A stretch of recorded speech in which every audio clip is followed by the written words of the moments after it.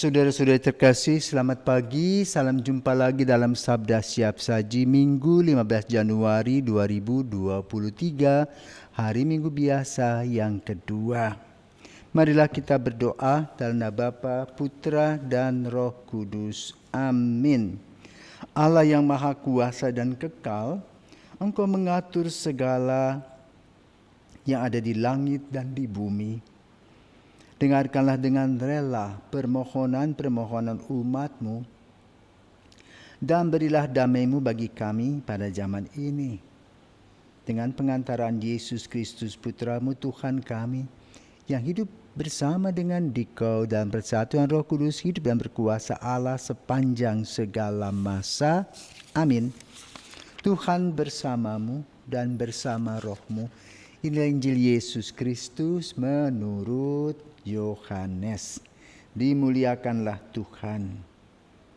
Yohanes bab 1 ayat 29 sampai dengan 34. Ketika Yohanes membaptis di sungai Yordan, ia melihat Yesus datang kepadanya.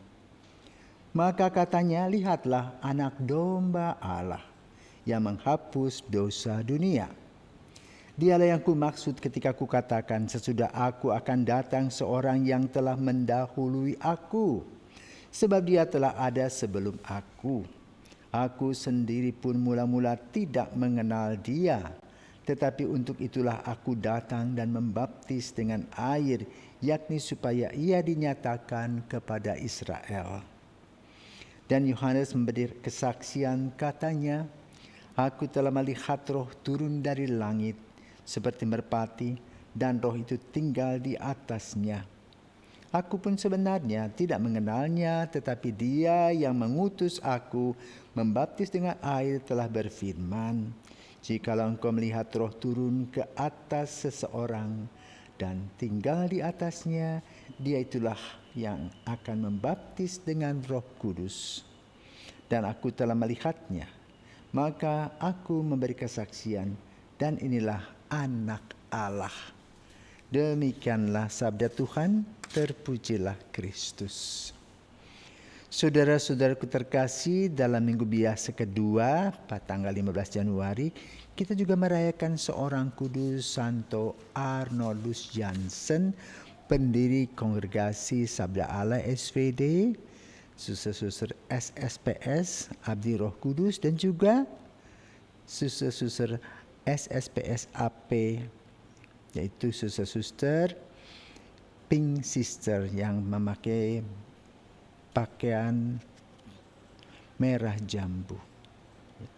Mereka adalah suster-suster adorasi abadi.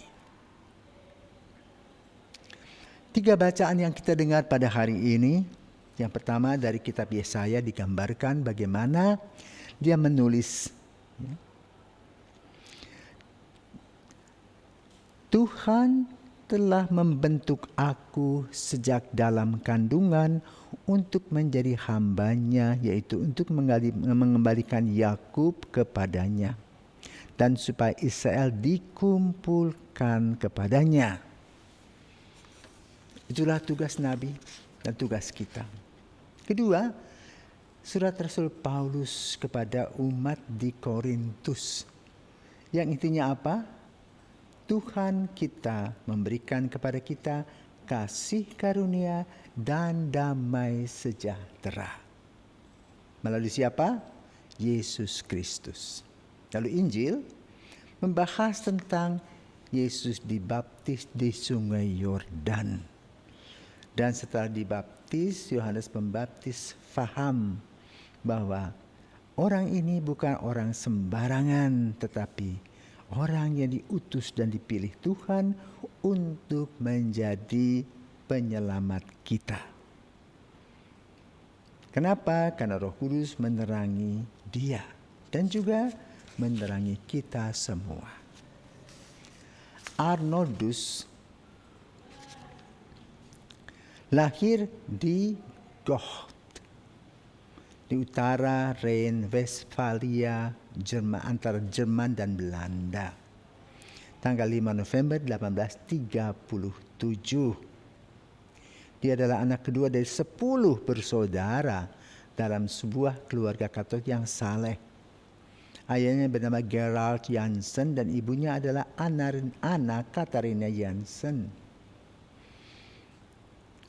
Mereka selalu menanamkan semangat pengabdian bagi gereja pada anak-anak mereka. Maka sejak kecil Arnoldus biasa berdoa.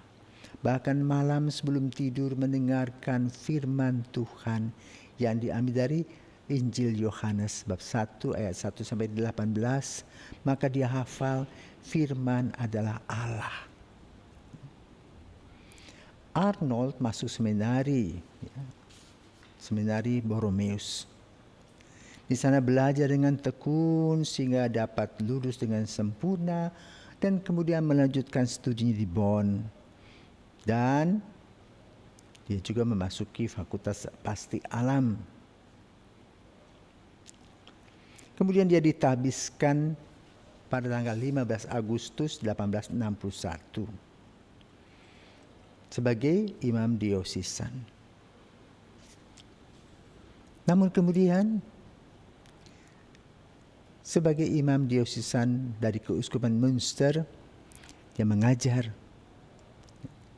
Dan kemudian dia bertemu dengan beberapa teman, antara lain Joseph Frane de Metz, berpikir bukan hanya bekerja di keuskupan tetapi di seluruh bumi, di seluruh dunia.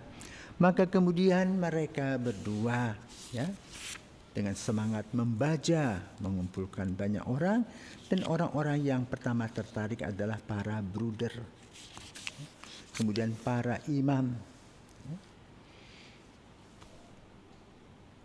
Lalu mereka pergi ke seluruh dunia, ke Indonesia antara lain, bekerja di Flores, dan kemudian ke arah barat. Dan sekarang boleh katakan anggotanya banyak sekali dari Indonesia, ribuan imam. Itulah Arnoldus yang sebagaimana disampaikan oleh kitab Yesaya, ia sejak di kandungan telah dipilih Tuhan, telah dibentuk oleh Tuhan untuk menjadi seorang misionaris yang mewartakan kabar gembira. Sebagaimana dialami pula oleh Yohanes Pembaptis yang kita dengarkan sharingnya pada hari ini. Bahwa ketika Yohanes membaptis di Sungai Yordan, ia melihat Yesus datang dan dia mengatakan apa? Lihatlah anak domba Allah yang menghapus dosa dunia. Inspirasi ini dari mana? Tentu dari sebuah intuisi yang dirasakan oleh Yohanes Pembaptis, yang kemudian betul-betul diterjemahkan ketika Yesus dibaptis dengan air. Dan dia memang sudah mengatakan, aku membaptis kamu dengan air untuk pertobatan, tetapi nanti akan datang seseorang yang mana aku tak layak membuka tali kasutnya pun, ia akan membaptis kamu dengan api dan Roh Kudus. Maka betullah yang terjadi, yang dialami oleh Yohanes Pembaptis. Yesus datang, dipermandikan oleh Yohanes Pembaptis bukan karena dia berdosa, tetapi hanya untuk melaksanakan firman Tuhan. Air yang disiram oleh Yohanes Pembaptis tadi dengan kehadiran Yesus dan Roh Kudus menjadi sakramen permandian sampai pada hari ini, di mana kita menjadi anggota tubuh Kristus, menjadi putra putri Allah. Kita mendapat gizi rohani melalui sakramen-sakramen dan pelayanan gereja, dan kita berusaha untuk hidup baik, mengikuti program cinta kasih Yesus, melayani Tuhan dan sesama sekemampuan kita, sebagai rasa ucapan syukur dan terima kasih kepada Tuhan yang telah mengundang dan memberikan kita berkat-berkat berkelimpahan. Maka kita harus menjadi seorang saksi. Yohanes Pembaptis sudah menjadi saksi yang handal, yang dapat diandalkan, mempunyai semangat militan, jujur, disiplin, dan tanggung jawab. Maka kita pun pada zaman milenial ini diharapkan tetap melaksanakan apa-apa yang sudah dibuat oleh Yohanes Pembaptis, yaitu dengan cara jujur, takut akan Allah, disiplin, tahu diri, tahu waktu, tahu di mana kita duduk dan berdiri, dan kita rela senantiasa berkorban dan membantu sesama dalam cinta kasih. Sebagaimana yang diuraikan oleh Yesus tentang seorang Samaria yang baik hati. Semoga semangat Yohanes Pembaptis yang membuka mata dan hati kita untuk melayani di dalam Yesus hadir dalam langkah-langkah kita selanjutnya. Selamat berdoa dan berkarya, Tuhan memberkati.